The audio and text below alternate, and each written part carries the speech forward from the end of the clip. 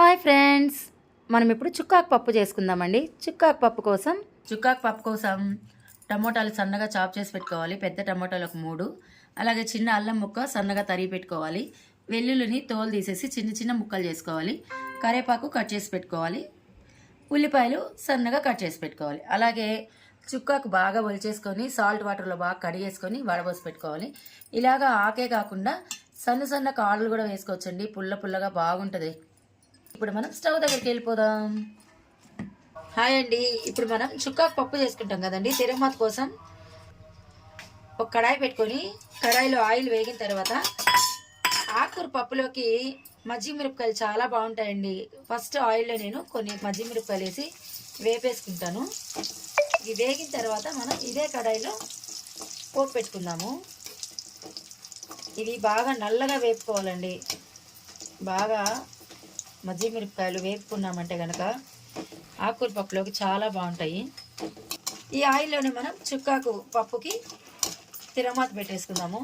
చుక్కాకు పప్పు చపాతీలోకి బాగుంటుందండి. చపాతీలోకి సంగటికి సూపర్గా ఉంటుంది. అలాగే రైస్లో కూడా. రైస్లో కలుపుకున్నప్పుడు మజ్జిగ మిరపకాయలు కాంబినేషన్ చాలా బాగుంటుందండి. ఇవి ఇలాగా కొంచెం వేగిన తర్వాత మనం పక్కకు తీసేసుకుందాం. ఈ కలర్ వచ్చిన తర్వాత మనం ఒక బౌల్లో తీసేసుకొని తిరమాత పెట్టుకుందాం.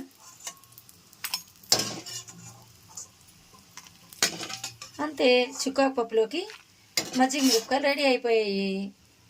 మిరపకాయలు వేపుకున్నాం కదండి. ఇదే ఆయిల్లో ఒక 2 ఎండుమిర్చి ముక్కలు వేసేసుకొని మెంతులు ఆకుకూర పప్పులోకి చాలా బాగుంటాయి. ఇప్పుడు మనం వేపుకున్నాక ఉడికాయంటే కనుక తినేటప్పుడు పంట కింద తగిలి మెంతులు భలే టేస్ట్ వస్తాయండి. ఆవాలు జీలకర్ర వేసేసుకున్నాము.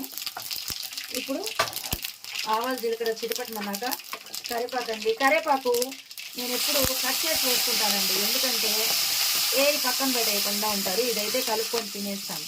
అలాగే పెద్ద పెద్ద ఆకులు వేసామంటే పక్కకు పడేస్తారు. కాబట్టి సన్నగా చాప్ చేసుకున్న అల్లం ముక్కలు, తెల్లగడ్డలు, అలాగే ఎర్రగడ్డలు అన్నీ వేసేసుకొని ఒక 2 మినిట్స్ వేపుకుందాము.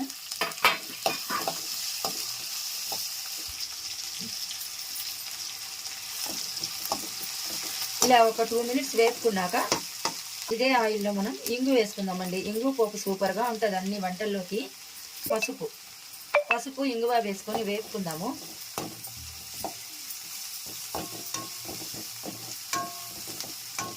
ఇలా కొంచెం వేగిపోయిన తర్వాత మనం ముందే సిద్ధం చేసుకున్న ఒక 3 టమోటాలు సన్నగా తరిగి వేసేసుకుంటాము. చుక్కాకు పప్పుకి మనము టమోటాలు చుక్కాకు మాత్రమే వాడతామండి. చింతపండు వాడము. ఎందుకంటే చుక్కాకు ఆల్రెడీ పుల్లగా ఉంటుందండి. మనం టమోటాలు వేసుకుంటున్నాం కాబట్టి చుక్కాకు పప్పు పుల్లగానే ఉంటుంది కాబట్టి మనం చింతపండు యూజ్ చేయమన్నమాట. ఇప్పుడు ఈ టమోటాలు వేగుతున్నప్పుడే మనకి పప్పు కావాల్సిన ఉప్పు అంతా వేసేసుకుందాము. అంతే అండి, రాళ్ళు ఉప్పు వేసేసుకొని కలుపుకుందాము. ఇప్పుడు మనం ఒక 2 నిమిషాలు మూత పెట్టి మగ్గించుకుందాము. ఇప్పుడు ఒకసారి మనం టమోటాలు తీసుకుందాం.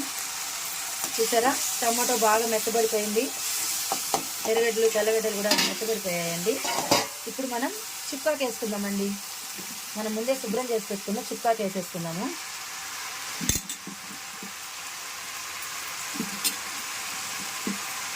చుక్కాకు అస్సలు కుక్కర్లో పెట్టుకోవాల్సిన అవసరం లేదండి. సిరియాకులు తోటకూరలాగా చుక్కాకు కుక్కర్లో పెట్టుకోవాల్సిన అవసరం లేదు. ఇలాగా మనం తిరమత పెట్టుకున్న దాంట్లోనే వేసేసుకొని ఒకసారి కలిపేసుకొని మూత పెట్టేసుకుందాము. చుక్కాకు కాడలు, చుక్కాకు బాగా గోంగూర మగ్గిపోతుంది కదండి తొందరగా. అదేవిధంగా ఒక్క 5 మినిట్స్ కంతా చుక్కాకు మొత్తం బాగా మగ్గిపోతుందండి. ఇప్పుడు మనం మూత పెట్టి ఒక 5 మినిట్స్ మగ్గించుకుందాం. చూసారా, చుక్కాకు దగ్గరికి వచ్చేసింది కదా. గోంగూర లాగానే అండి, తొందరగా మగ్గిపోతుంది. ఇప్పుడు ఒకసారి మనం ఈ గరిటతోనే బాగా స్మాష్ చేసుకుందాము. పప్పు లేకుండా ఇలాగే కూడా పుల్లగూర లాగా తినేసేయచ్చండి. ఉప్పు మనం ఆల్రెడీ వేసేసాము, పసుపు ఇంగువ అన్నీ వేసేసాం కాబట్టి కారం వేసుకొని దింపేసుకున్నామంటే కనుక చుక్కాకు పుల్లగూర అంటారు. ఇప్పుడు మనం దీంట్లో ముందే ఉడికించుకున్న పప్పు వేసుకుందామండి. మనం కందిపప్పులో పసుపు వేసుకొని బాగా ఉడికించి మెత్తగా చేసి పెట్టుకోవాలండి. ఇప్పుడు మనం ఈ కందిపప్పు అంతా చుక్కాకులో వేసేసుకొని కలుపుకుందాము. మీరు గమనించారా, మనం ఇందులో ఇప్పటి వరకు కారం వేసుకోలేదు. ముందే తిరగమాతలో కనుక కారం వేసుకున్నామంటే నల్లగా అయిపోతుందండి వేడికి. ఇప్పుడు మనం పప్పు వేసేసుకున్నాక ఇప్పుడు లాస్ట్లో చివరిలో కారం వేసుకుందాం.